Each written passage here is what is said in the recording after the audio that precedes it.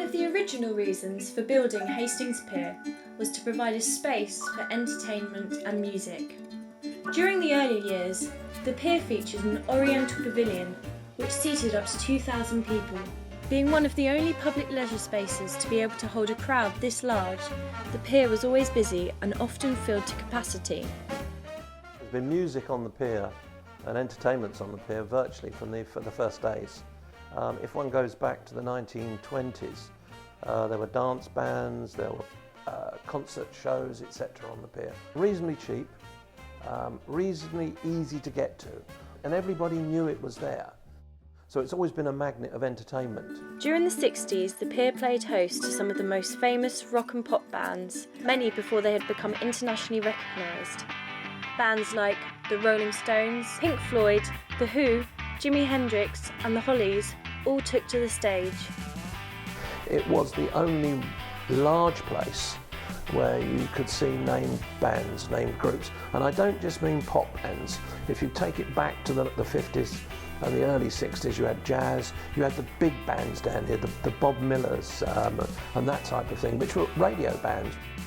The pier's locality and history of being a haven for subcultures, such as the mods and rockers, was translated to the modern era of music in the 90s, when the pier became popular with the student rave scene.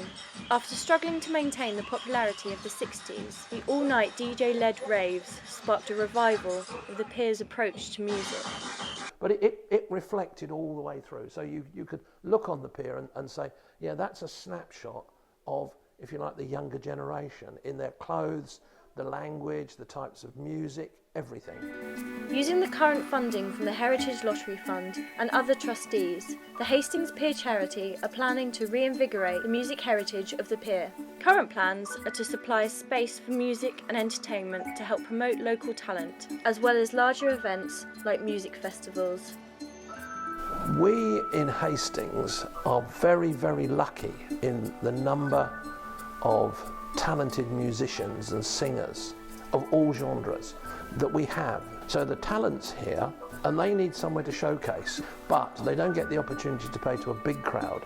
And it's like every learning experience for them. The big crowds help them develop.